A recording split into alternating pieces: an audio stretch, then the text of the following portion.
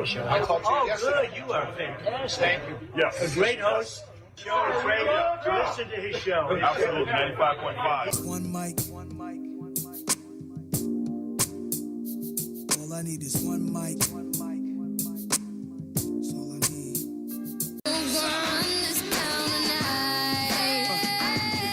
Good evening, ladies and gentlemen. It's Shelley Winter of the Shelley Winter Talk Show on WLOY, Loyalist Radio, serving the needs of the British Empire in America. Last night, March 5th, 1770, there was a shooting in Boston. 5 rabble-rousers and agitators and protesters, so-called patriots, yeah, right, were causing havoc, throwing sticks and snowballs at a small group of dedicated, brave British soldiers who were simply doing their jobs, ladies and gentlemen, guarding the customs house, protecting the money of the great British Empire. I mean, these rabble-rousers, protesters, are making an already hard job harder by getting in the way of these great British soldiers. I hear the leader of this group, I don't know if it's true, is a free Negro. But is he really free, or did he escape from enslavement? We don't know, but we'll find out for you. We also know we're hearing that he ran away and he's possibly not really free. His wife, I believe it's his wife, shot the video. And that's the video that I'm going to describe for all of my great listeners, all of you loyalists out there to the British Empire.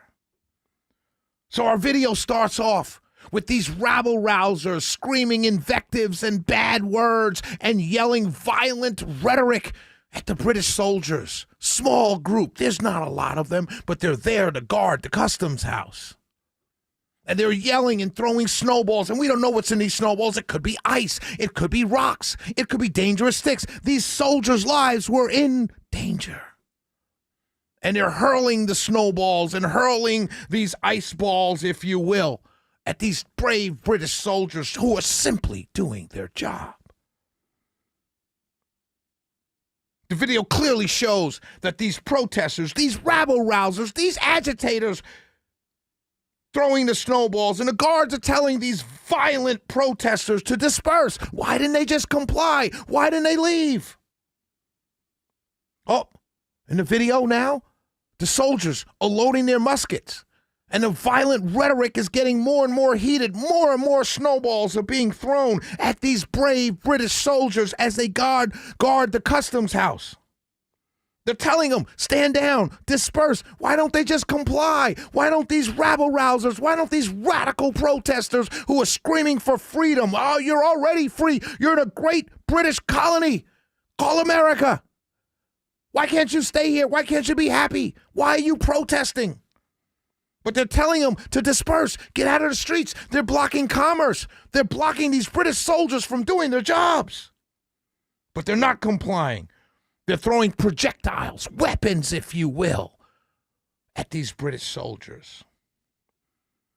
They're clearly weapons. They can maim. They can kill a soldier. This is very dangerous. The soldiers are now, in the video, aiming their weapons at these rabble-rousers, these radical protesters. Well, I don't know what's going to happen. Oh, my God, a fire. A shot is rung out. Now several shots have been fired. Oh, my God. These British soldiers are simply defending themselves because they're feeling threatened. Because you know, these soldiers must know, they have heard that other soldiers all across the colonies in New York City, they've been fired on. In other colonies in the southern states, they've been fired on. They must be scared because they feel threatened with these snowballs being hurled at them and this violent rhetoric being yelled at them. They don't know who's armed. They don't know who in this crowd of rabble-rousers and violent protesters are armed. So they shoot, they fired. Looks like 5 people are down. Several people are limping away. The 5 people who are down, they're unarmed, they're dead. They're not moving. What could possibly be going through the British soldiers' minds at this point? Of course, it's their own safety. It's their own protection. They're scared. They have a hard job to do, made harder by these radical rabble-rousers and protesters. They don't care about freedom. There are rumors I'm hearing as your fearless talk show host, the Loyalist Radio in Boston, defending the British Empire, that the French has been funding these rabble-rousers. I don't know if it's true, but I've heard it. I've heard there's organizations that these rabble-rousers are part of where they meet secretly trying to bring down the British Empire. This is the way to handle this. The British soldiers are absolutely correct. I call it the FAFO moment. You know what that means, ladies and gentlemen, right?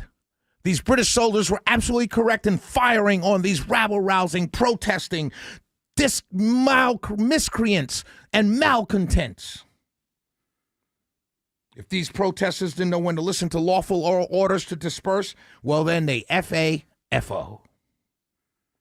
These protesters want to get home safely. They should not be protesting these brave British soldiers.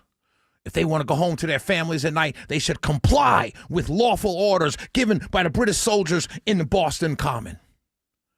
If they don't want to live, they should not be protesting the great British Empire. We're only here to do what's best for these people. Let's now go to a commercial break and listen to our sponsor, the Dutch West Indies Corporation, where all your products are produced by happy slaves. The Shelley Winter Show, live, local, topical, and relevant.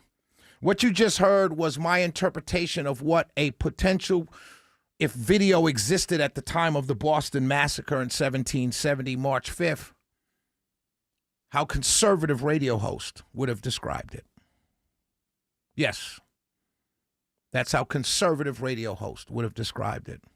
Completely protecting the British soldiers for opening fire on innocent protesters while they protested something they disagreed with their government on.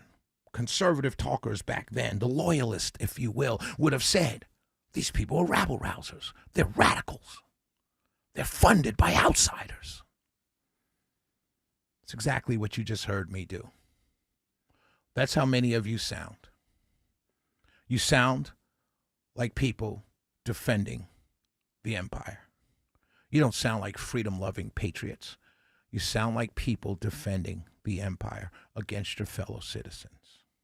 I wanted to start the show like that because earlier today I was listening to conservatives. I was listening to Fox News and CNN and MSNBC, and I was watching people describe the video from yesterday in Minnesota. And I'm listening to them describe the video. Excuse me, not watching. I was watching, but I was listening also. But I was listening to them describe the video. And I'm looking and I thought to myself, how do so many people watch a video and all come away with something different? How do so many people do that? How is it possible? How is it possible that conservatives say she clearly targeted the ICE agent and others say she sideswiped him? We're all watching the same video.